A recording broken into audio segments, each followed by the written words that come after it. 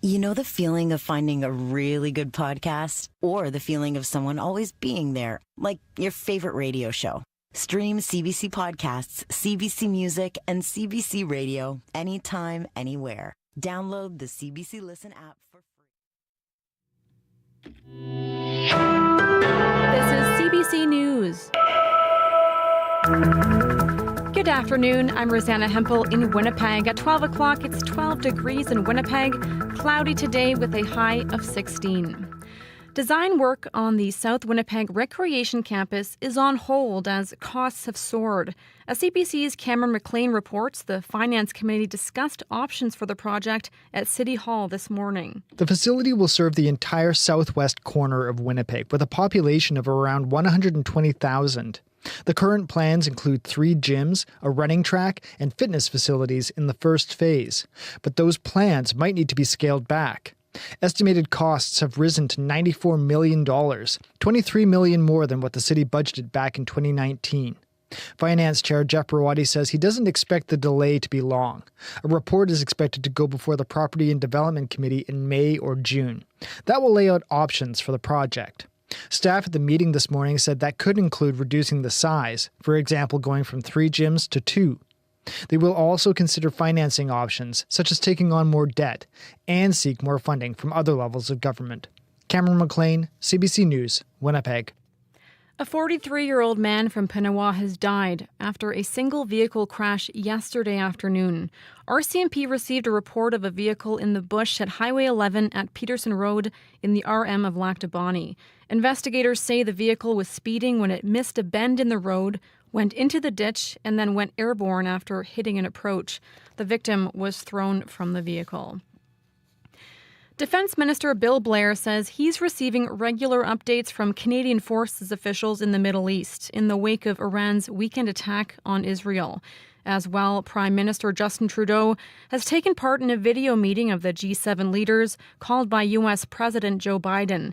And while the leaders are affirming their support of Israel, they are urging Prime Minister Benjamin Netanyahu to avoid further escalation. We don't seek escalation, but we'll continue to support the defense of Israel and to protect our personnel in the region.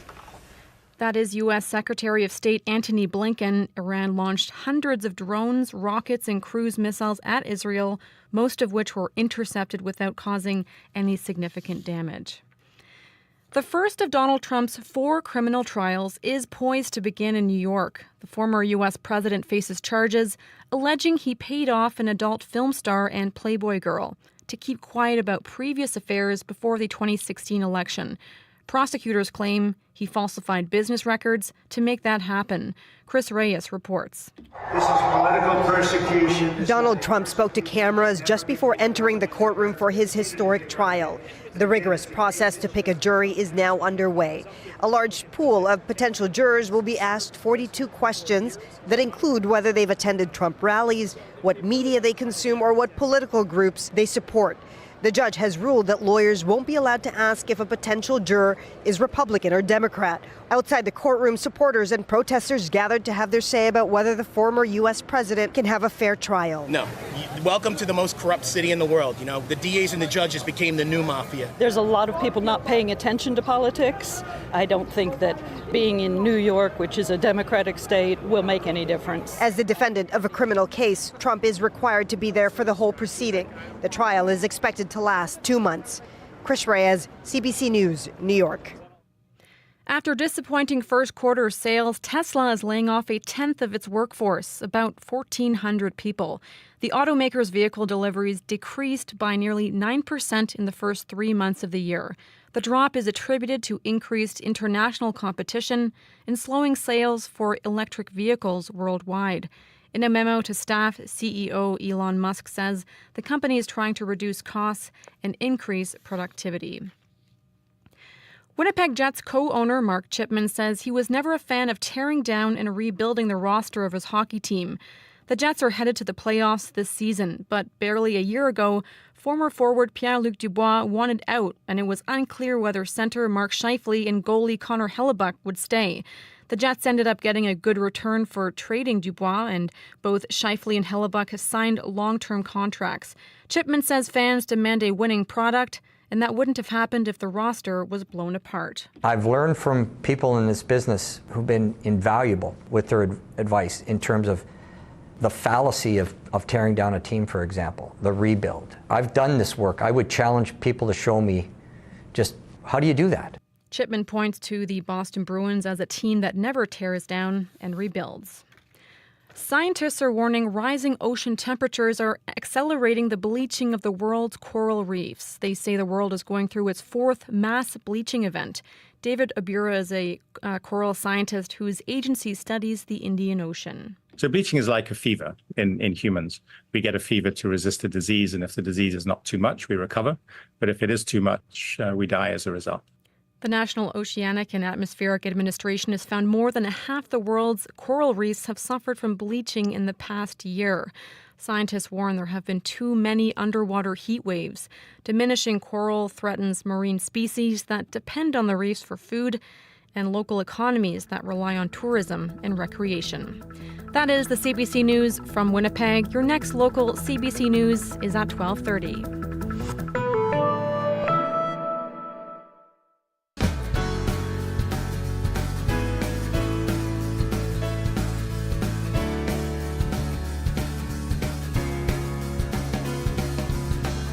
Hello, my friends. Welcome to Radio Noon for this Monday. I'm Janet Stewart, and I'm really glad you're spending this time with me today.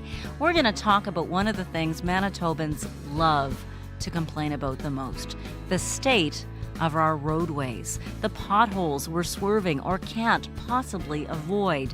What can we do about it, and what have you faced? We want to hear from you today in our call-in. It'll start right after the 12:30 news here on Radio Noon. We'll give you the phone line numbers in just a couple of minutes. Also today, senior students at the Royal Winnipeg Ballet are traveling the province right now, performing, bringing the beauty and athleticism of the ballet to small communities. But first, we begin with trouble in the RM of Armstrong. An administrator has been appointed by the province to run the rural municipality of Armstrong. That's after 4 of 5 of the RM's councillors resigned last week. Since they no longer have quorum, the 2 remaining members, 1 councillor and the Reeve, can no longer function in their duties. That means the province had to step in and appoint this administrator to ensure daily operations of the RM continue. The former councillors say a toxic workplace and leadership issues led to their departure. Brent Zodick was one of the council members who resigned. He explains to CBC's Chelsea Kemp why he stepped down. We felt that it was the correct decision to do, that there was an issue with the leadership, and that this was the correct way to solve the problem. Oh, that must have been a hard decision to come to. Yeah, it was. Yeah, it was a very difficult decision. And what happens next for everyone now?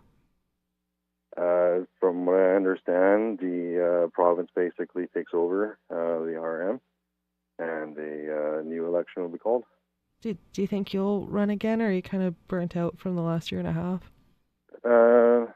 I'm burnt out, and at this point, I'm just taking some time to decide what I want to do, and I haven't made anything kind of decisions at this point. And what do you kind of hope people learn from resignations, or what they think about when they hear about this? You know, it was the correct decision to be made for the RM. I mean, the RM is in good shape and everything. We're just trying to ensure that the future is solid. That was Brent Dodick, one of the RM of Armstrong councillors who resigned. Reeve Kate Bassford says she was surprised by the resignations.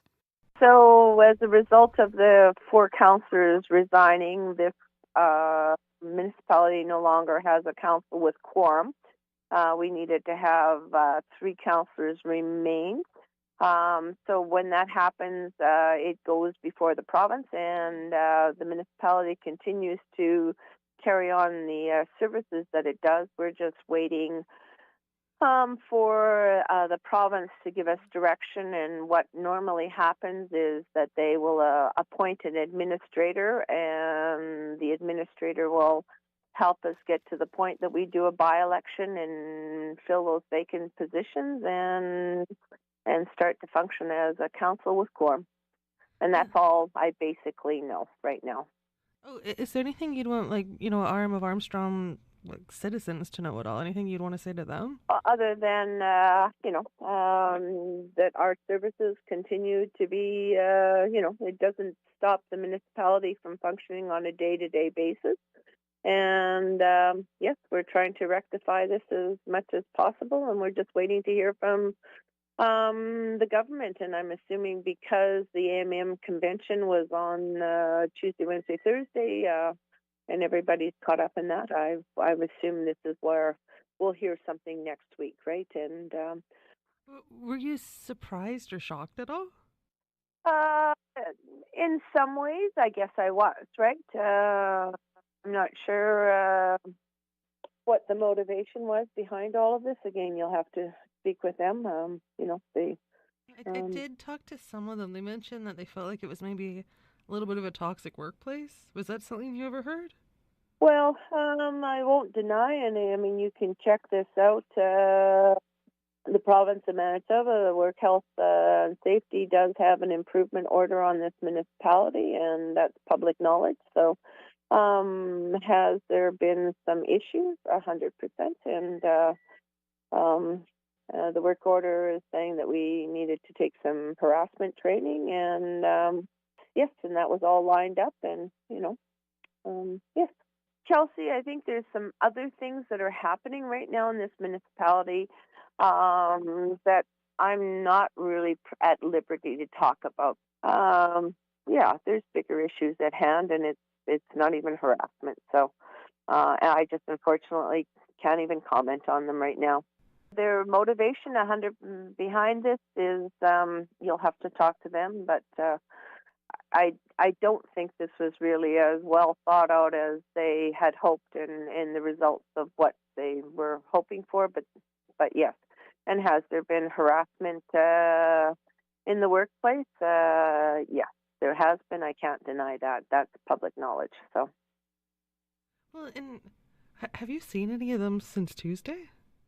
No, I have not seen or heard from them. And the moment they put the resignation in, it's affected that very moment, The Minister in charge of Intergovernmental Affairs, Ian Bushy, was not able to join us today on Radio Noon. He had a conflict, was in another meeting. I should say, by the way, that was Reeve Kate Basford with the RM of Armstrong speaking with CBC's Chelsea Kemp. So now she's no longer in charge of the RM of Armstrong. An administrator appointed by the province is. An administrator appointed by Ian Bushy's deputy minister will now ensure daily operations of the RM of Armstrong. The province is going to try to get a by-election in place as soon as can happen to elect a new council and to get everything up and running. Indeed, the province confirms that Workplace Safety and Health had ordered the RM to offer and take harassment in the workplace training. That was due to begin by the 25th of April.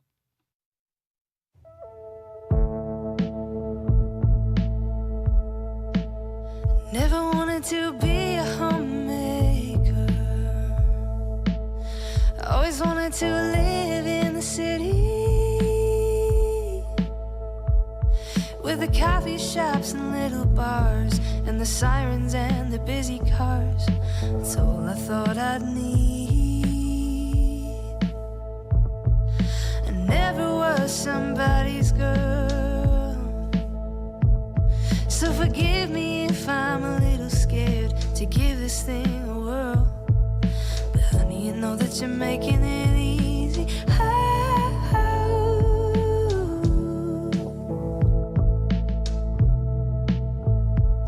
Still I'm confused.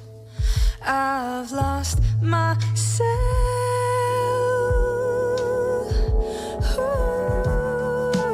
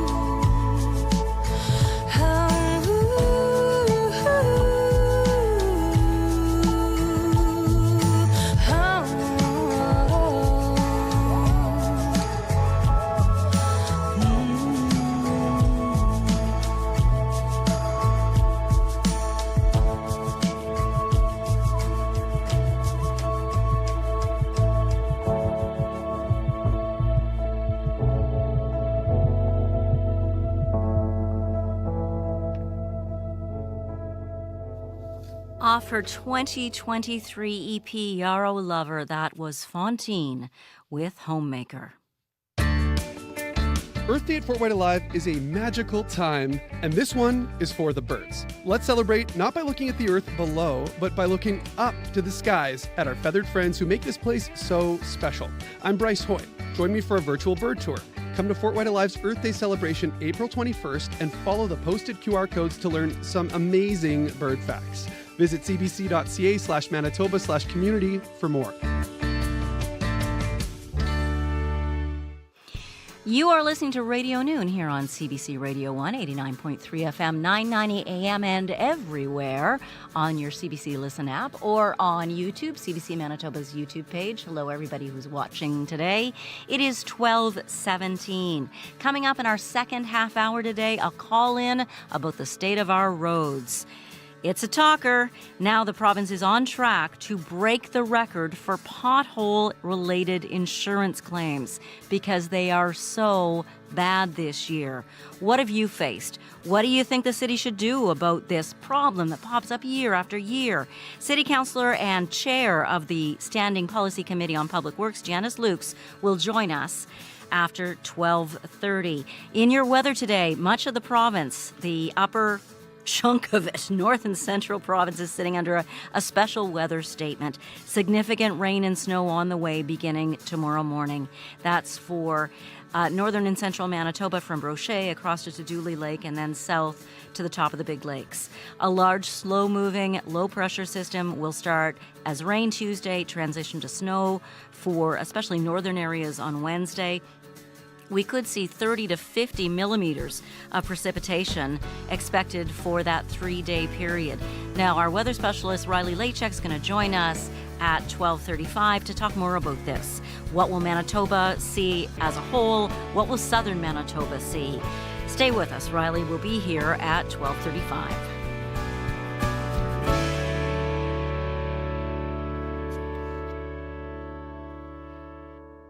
Senior students of the Royal Winnipeg Ballet's school, let me say that again. Senior students of the Royal Winnipeg Ballet School's professional division are on the road.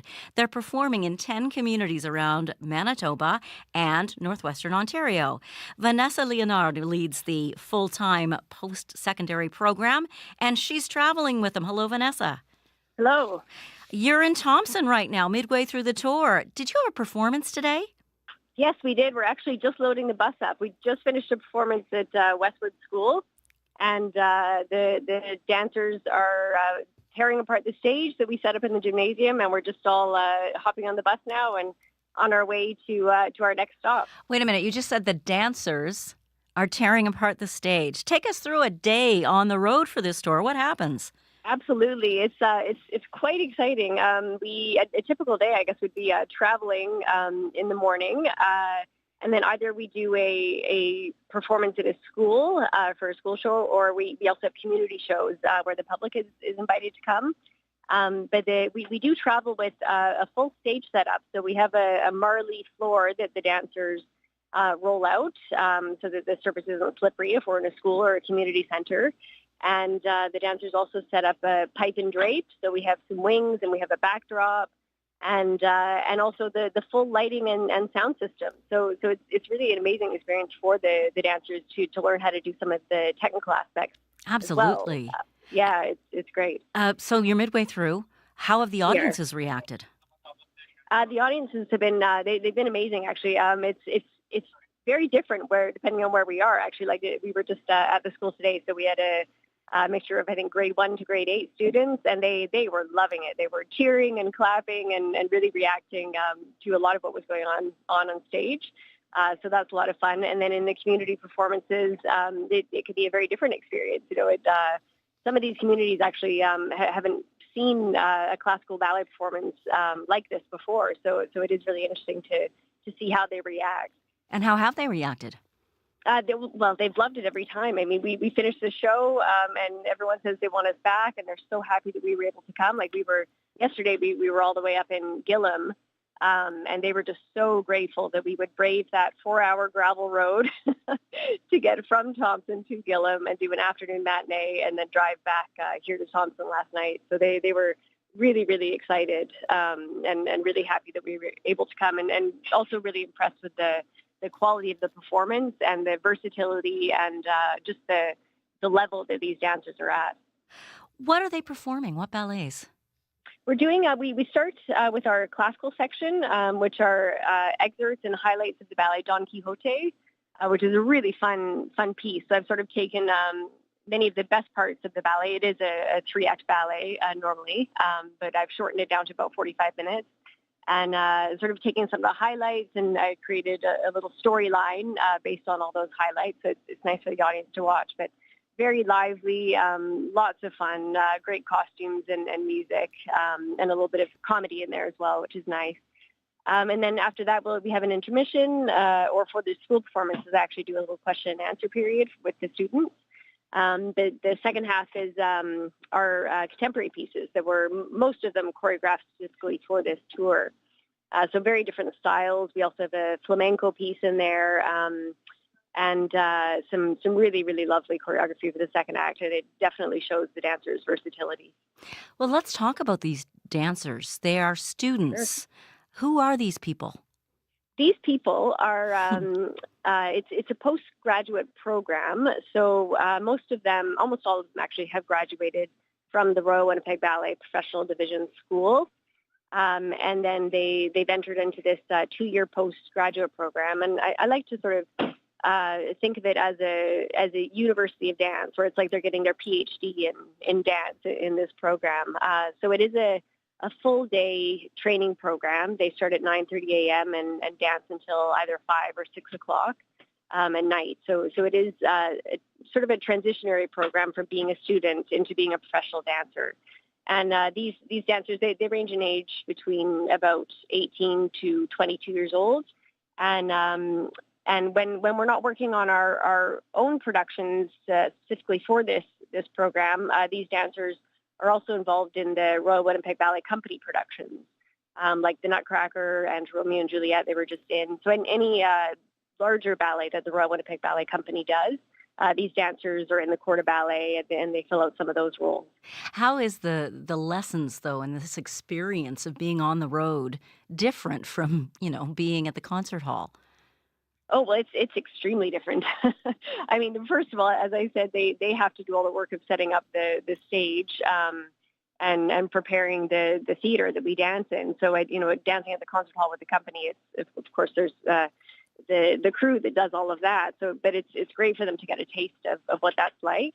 And then also, in the concert hall, it's you're sort of in an area, you know what to expect. You've been there before. But on the road, we come into a school or into a community center, and it's very much, you have to really quickly shift your approach to new surroundings and to things that can be very different. Like, we don't necessarily know where the change rooms are going to be when we come into a room. And, sometimes the temperature is different. Some of the audiences are all very, very different than what we're used to. So it's really being able to be adaptable and being able to be very professional on stage in situations that you might not be aware of until you get there. So it's a really great experience for them. I'm grinning ear to ear because I'm just imagining also the experience of being on a gravel road for 4 hours and Yes. and having the people so up close and so into it. What has been the most rewarding part of the tour for you so far? I think one of the most rewarding parts, we performed at a school in Pelican Rapids, and so on a reserve, and it was absolutely amazing. After the performance, there were so many of the children that stayed back in the gym, and they were so excited to talk to the dancers and to get some autographs. And, they were saying they've never seen anything like this before. I don't think they have a lot of traveling groups that go there. And it was just magical to see their faces and see the joy, and see, and hopefully we were able to give them some inspiration. It was really, really special. Wouldn't it be wonderful if one of those people in the audience became one of your students in the future? Exactly. And yes, and I do say that at the end of every show. I say, if you have a dream, you can look on the Royal Winnipeg Ballet website, and there's information how to audition for our program by sending in a video. I always say, who knows, maybe you'll be up on this stage with us one day, which would be amazing. Vanessa Leonard, thank you so much for joining us today. Thank you. It was my pleasure. Vanessa Leonard is the director of the Anna McCowan Johnson Aspirant Program with the Royal Winnipeg Ballet's On the Edge tour, which is continuing now. They're off to the Paw next. To get information on which communities they'll be visiting, go to rwb.org.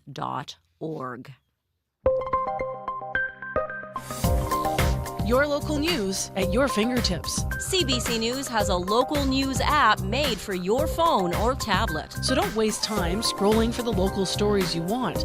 Just download the app to get the information that matters to you when it happens.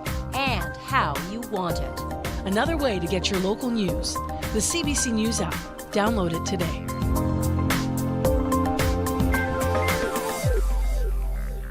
It is 12:28. This is Radio Noon. You're listening to Radio Noon. My name is Janet Stewart. We're going to have a call-in show about potholes and the roads that you face and how bumpy they are and how frustrating that is coming up in about 8 minutes' time, so stay with us.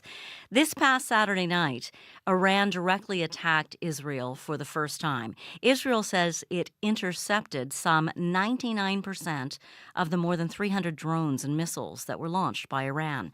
This follows a suspected Israeli attack on Iran's consulate in Syria 2 weeks ago. Now, these latest events have people here in our city and our province on edge, and they're really worried about the escalation of this. This has been a long, simmering shadow war between these two powers. Julian Borger is The Guardian's World Affairs editor. He explains the history of the tensions to front burner host Jamie Poisson. It's largely carried out through proxies. Iran has partners, proxies, allies around the region, particularly in Lebanon with Hezbollah, but also with Shia militia in Iraq and the Houthi forces in Yemen. They don't always do what Iran tells them to, but they closely coordinate. And on this occasion, the partners all took part to some minor extent to show their solidarity, and they were acting in concert with Iran. Israel, for its part, has frequently not just hit proxy forces, but has hit members of the Islamic Revolutionary Guard Corps, IRGC, who do most of Iran's expeditionary operations abroad. They've hit IRGC officers, senior officers, even over the past few months and over the years. But what was different about this, the killing of General Sahidi in Damascus and 6 other IRGC officers, was that it was on Iranian soil, and Iran decided that it was going to make a point of this. Julian Borger of The Guardian there speaking with Jamie Poisson. And now it's 12:30. Time for the news. This is CBC News.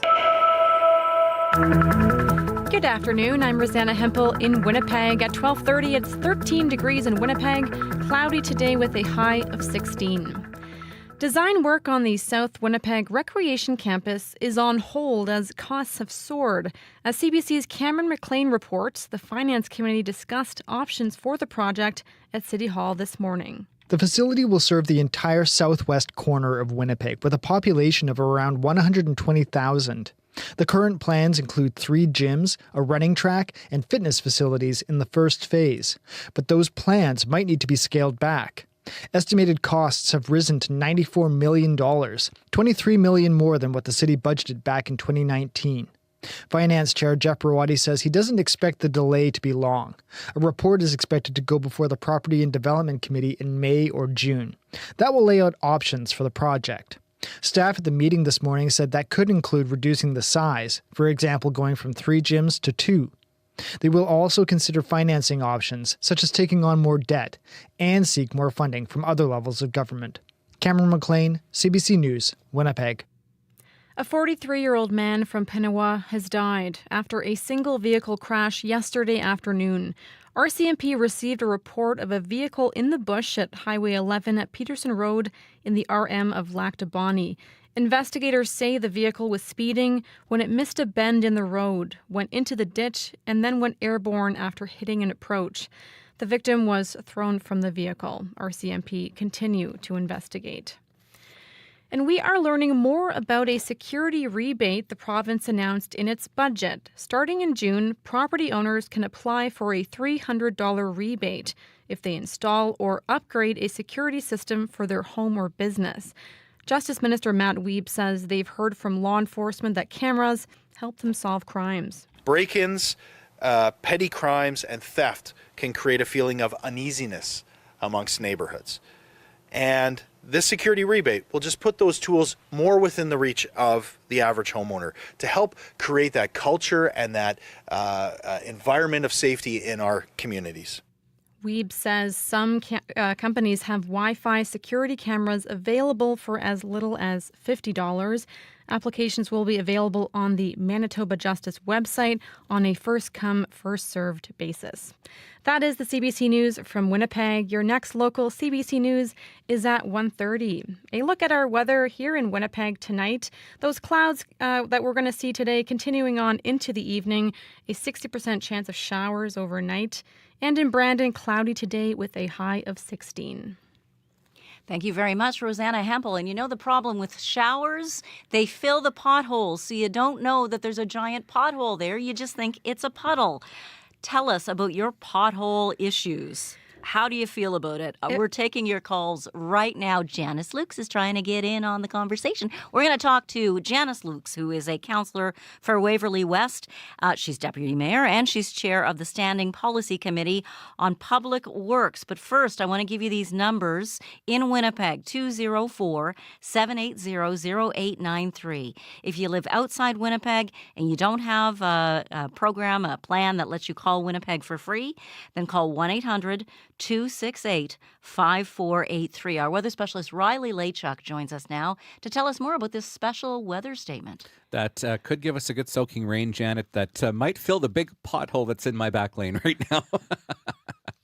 Oh, boy. We'll get into the weather, though. Yes, we have a special weather statement in place for the bulk of northern Manitoba right now. So the Pas, OCN, Flin Flon, Norway House, Thompson, Lynn Lake, not quite as far east as Gillam and Shamattawa, but yes, the bulk of northern Manitoba in this special weather statement. Expecting a pretty significant amount of precipitation as we get through the next few days. Tuesday to Thursday, up to 50 millimeters of precipitation, being a mix of rain and some snow, particularly further to the north. So areas like Lynn Lake, Flin Flon looking at more of a snow event, while we're looking at more light snow and rain perhaps for areas like Thompson and south to Norway House.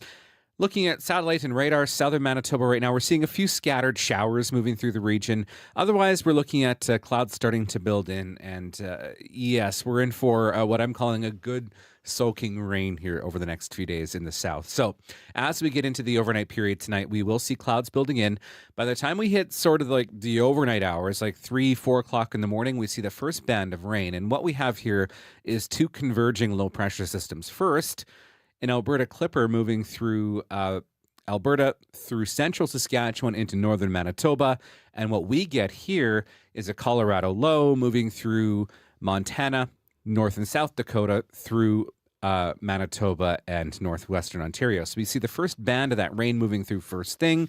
Tomorrow, for the bulk, mainly cloudy skies. By the time we get to the later afternoon is when we see the rain beginning in earnest here in southern Manitoba.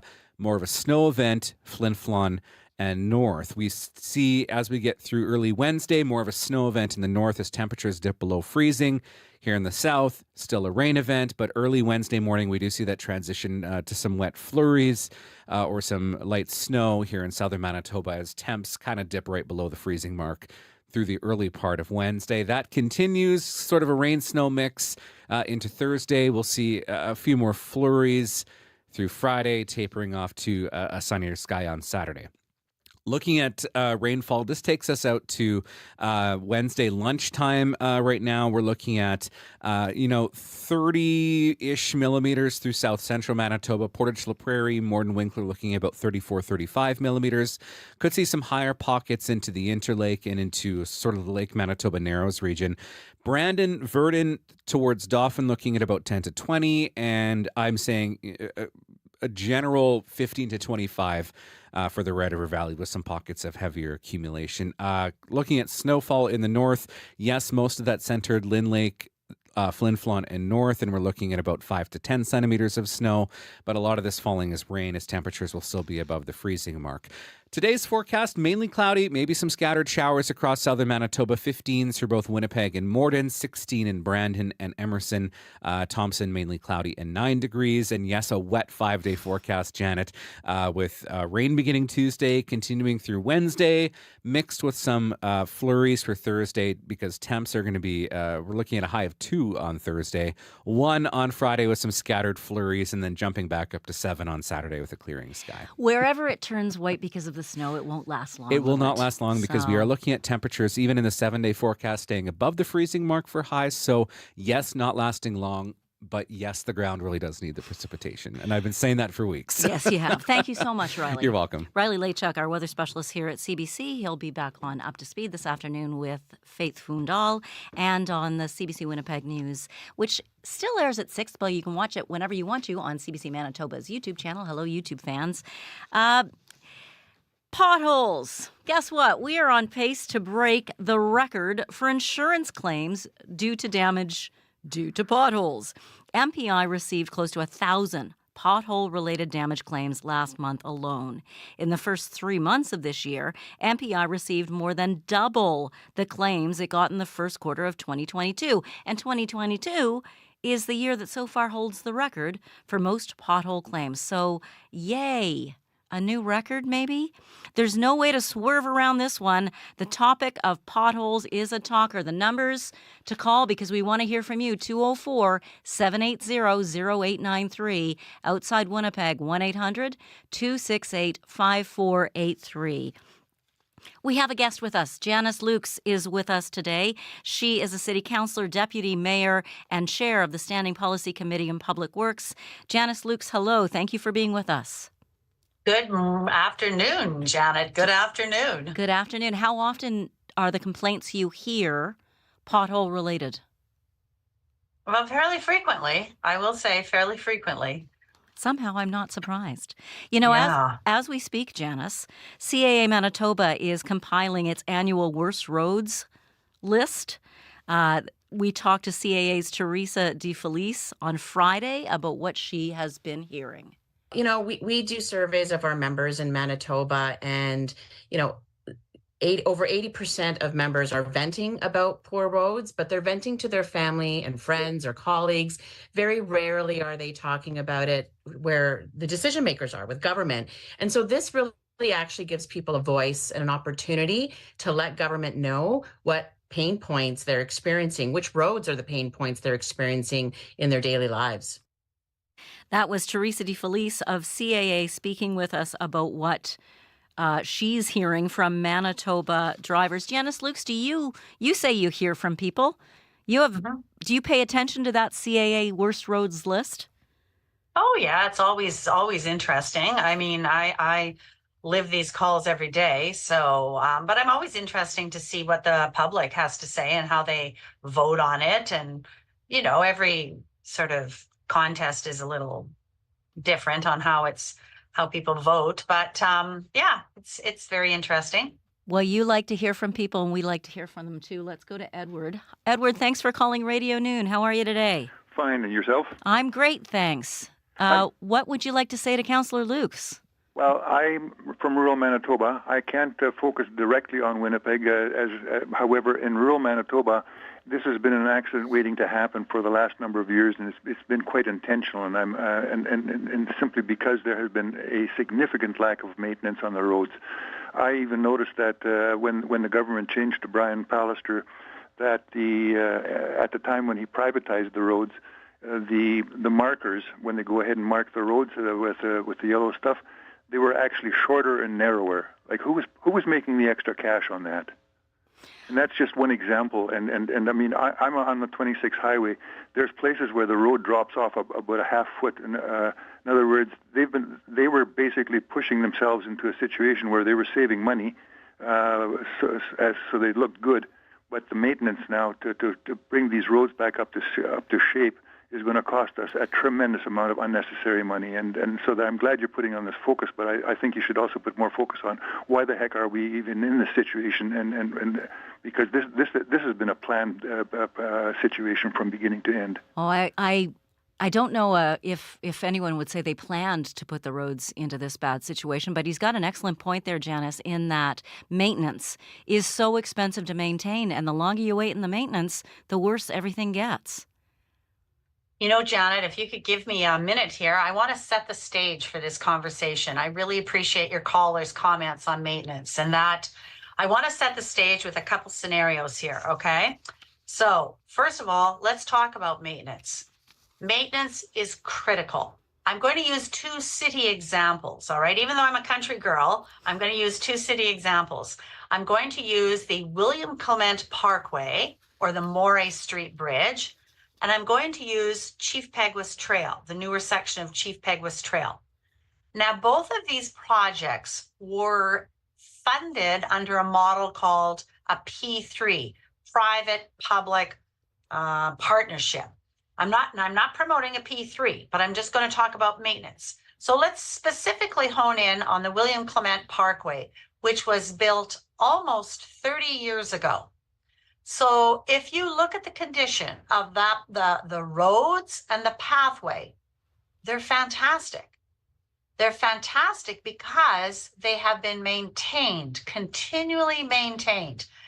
And even though now we're upgrading the specifications on how we build our roads related to engineering, gravel, asphalt, concrete, when you look at the William Clement Parkway, built 30 years ago with road technology from 30 years ago, it's beautiful because it's being maintained.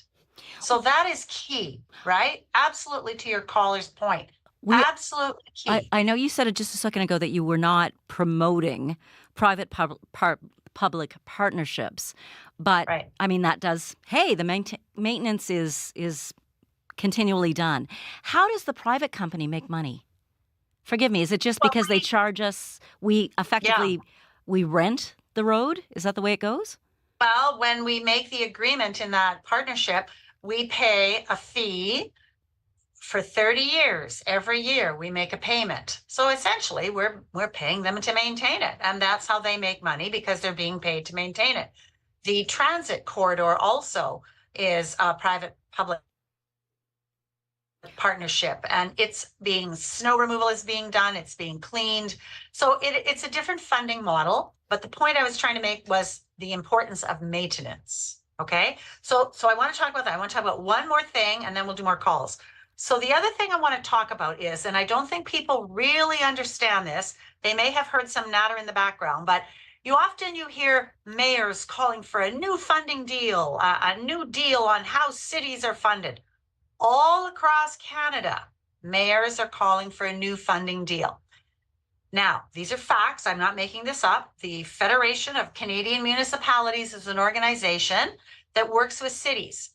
They've done much analysis. On one tax dollar, you pay one tax dollar. This is how it's broken down. 10 cents goes to a city, 40 cents goes to a province, and 50 cents goes to the federal government.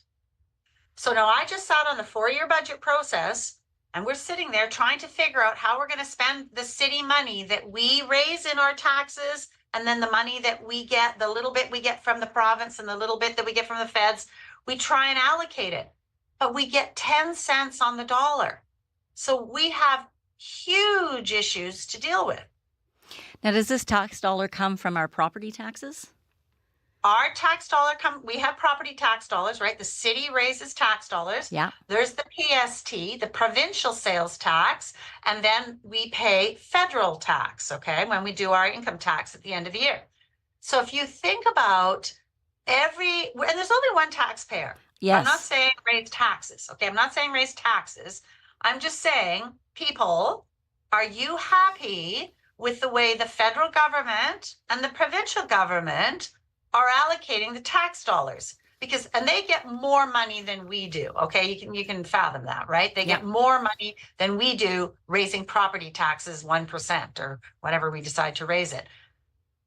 We get 10 cents on the tax dollar, and cities are a major hub of economic development. It's where all populations are moving to.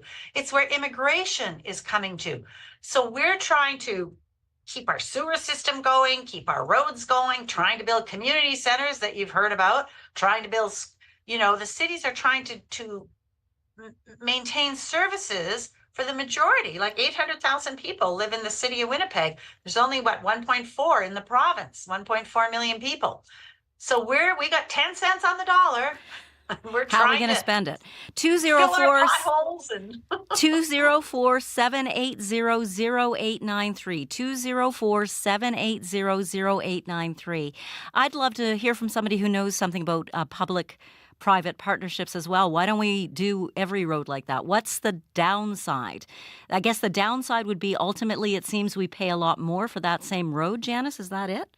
Well, that's debatable. Some people debate that. But the problem is, or the challenge is, or I think it's an opportunity, we know what we're paying for the next 30 years. But the bottom line is, if we were to redo all our roads under private-public partnerships, we still won't have the money, because we've only got 10 cents on the dollar, to fix the roads. I think one of our challenges, we've got AutoPAC. It's MPI is an auto. It's a provincial organization. So basically, the province is paying out for all this damage. I'm saying just maybe give us a little more money for our roads, right? Give us more money for our roads. We'll fix the roads. People won't have to go to MPI. Many people say other cities don't seem to have the same problem as ours. That's something. I dare say no. Why do you say no? In the States, I get calls all the time. We talk about calls. I get calls all the time. North Dakota, same climate, beautiful roads. They're fantastic. That right? is a moment. And I know we fixed Highway 75, but there's recently made it better. But it is a thing. You cross over to the States and it's beautiful and buttery smooth. And then you cross over. Welcome back to Manitoba. Ba-bump, ba-bump, ba-bump, ba-bump. That's how it seems. Okay, completely different funding model. The federal government has a huge infrastructure program, okay? And also, if you think about it, what's the population of California? 35 million? The same population as Canada. Maybe we've gone up a couple million. I think we're at 37 million. We're far more spread out, and apparently their roads are covered under their different funding program. Infrastructure and safety and the defense budget helps make beautiful roads. So do we need part of the defense budget? Is that what you're saying, Janice Lukes? Well, you know what? What I'm thrilled about was when Premier Wab Kinew in this last budget came out and he stated, I didn't need to hear any more of what was in the budget, when he stated he would be working with the mayor on a new funding model for the city of Winnipeg. I'm optimistic that as partners, instead of having to go to MPI and pay that, maybe the funding model will increase an annual regular amount for maintenance for our roads. Because again, it's maintenance. It's maintenance. City spokesperson Julie Dooley says road crews have already filled 60,040 potholes so far this year. 60,040. It's a lot of work.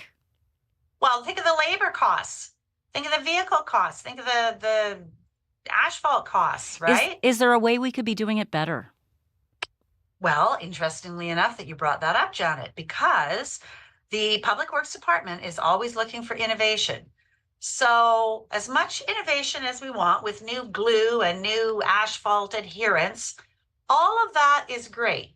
But when we're putting pothole repairs on, I'm going to call it a rotten road, like a road that's old, that's deteriorating, it's just going to fall apart in another 3 months or the next 3 thaw cycle. Think of it as a filling in your tooth. If your tooth isn't in good structure, a filling does no point. It's all going to fall apart, right? So we're putting pothole repairs, which is fine to get us through 3 months, or in the summertime, maybe the summer. but it's on an old road, deteriorating road, right? So we have to keep our maintenance going. We have to do better maintenance, but all of this costs money. People want community centers, and we have to flush our toilets and deal with the continual ongoing renewable resource. Like there's a lot of, we don't want to raise taxes, right? We don't want to continue to raise taxes to pay for roads. But people don't come to visit a city because of the road. Here's the expression that where the rubber hits the road. It really is with the city government. You're the folks that we interface with directly. That is correct. Yeah. And so how are relations with the province, this new government of ours? Fantastic. You know what? I've been here now. I'm in my third term here. I've been here through 2 premiers, 1 mayor, and now I think it's fantastic. I think it's a really great relationship. Both people want to talk, they want to share, the mayor and the premier. You know what, Janet, I've never had more optimism, and I say this from the bottom of my heart, and a lot of people are going to wonder, that know me well, wonder why I'm saying this, but it is true. I have never been so optimistic about what the future holds for Winnipeg with our new premier and our mayor. Well, that is a lovely way to end things. I hope you're right. I hope the honeymoon period for our new government, I hope the rubber hits the road. I hope things do get better with this feeling of optimism. And I thank you for your time today. Thank you. It's been wonderful having you here to join us. That is Janice Lukes. She is City Councillor for Winnipeg's Waverley West Ward. She is chair of the Standing Committee on Public Works, and she's our Deputy Mayor in Winnipeg. Narrative, lyric, heroic, romantic, verse, or prose. The 2024 CBC Poetry Prize is on. Send in your best unpublished poem or poetry collection. Up for grabs, cash prizes from the Canada Council for the Arts, a 2-week writing residency at the Banff Centre for Arts and Creativity, and your work published on CBC Books. Contest closes June 1st. For rules and more, go to cbcbooks.ca. Is Janice Lukes dreaming that things are going to get better? I loved her optimism. I want to think they're going to get better too. Off the 2014 album Orchestra for the Moon, this is Jen Grant with Dreamer. And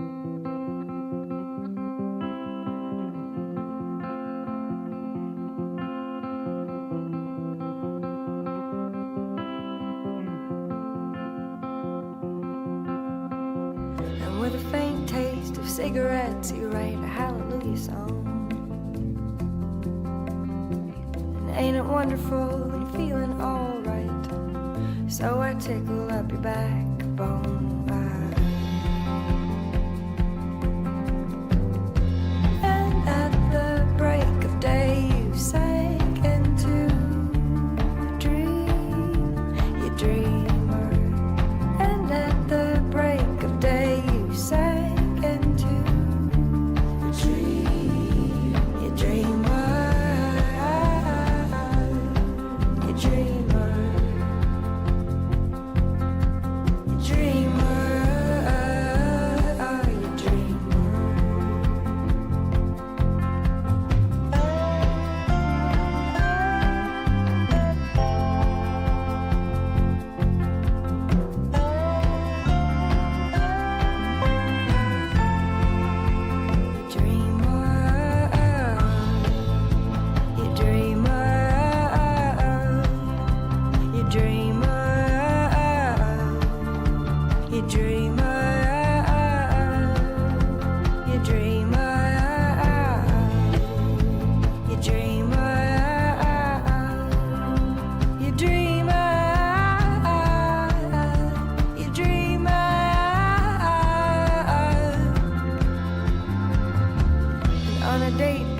Chocolate lake down by the rotary,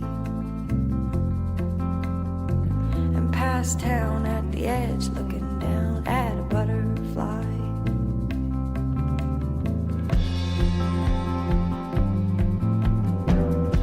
And at the break of day you sank into a dream, you dreamer.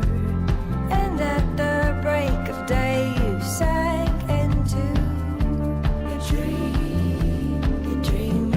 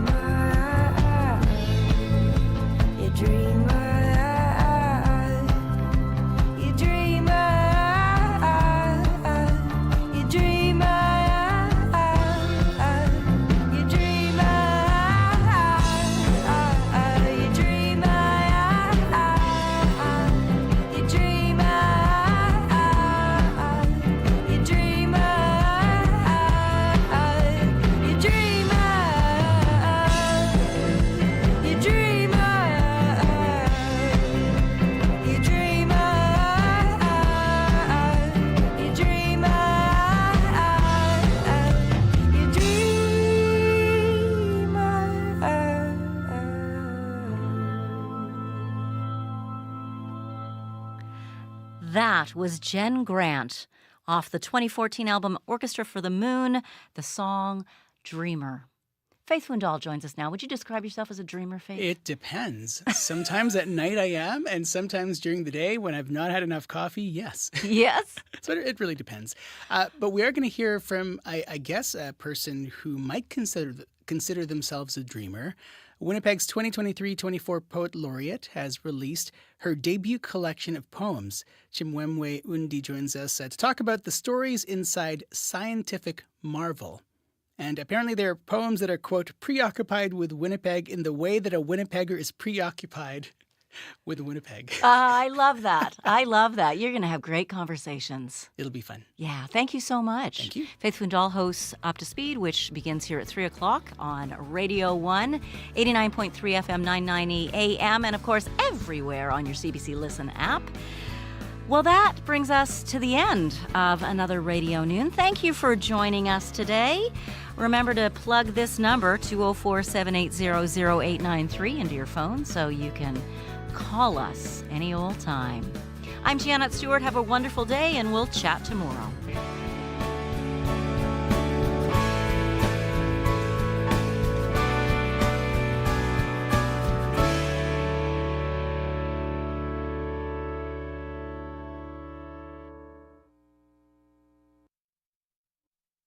Narrative, lyric,